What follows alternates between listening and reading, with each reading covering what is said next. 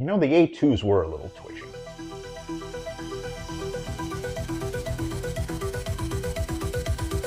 Bishop, the science officer assigned to the Sulaco, played by Lance Hendrickson, the android who is tasked with research. This ain't no Hyperdyne Systems 120A2 model. But then the A2s always were a bit twitchy.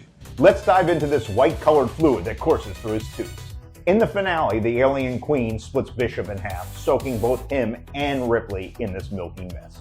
Let's recreate Bishop's blood so you can enjoy a sweet and alcoholic treat while you rewatch James Cameron's masterpiece. Let's take a look at the ingredients we'll be needing.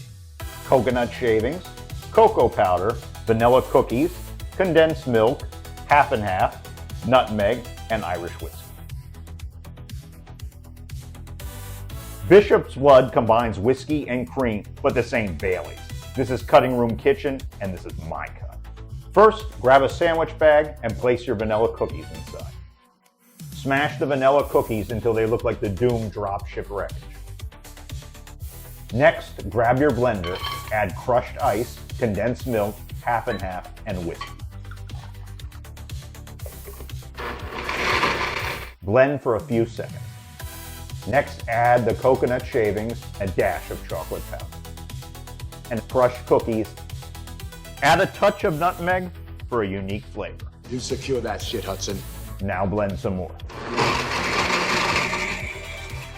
Take a dish and place the coconut shavings and the remaining cookie dust on. Take a bit of condensed milk and dip the rim of the glass in. Roll the rim of the glass in the coconut and cookie powder. This will give an extra sweet kick upon the first sip.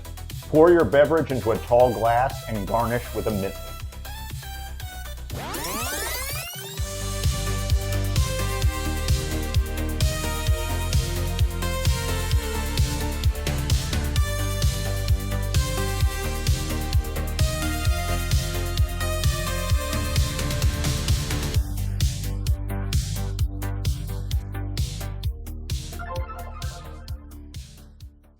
You know, the A2s were a little twitchy.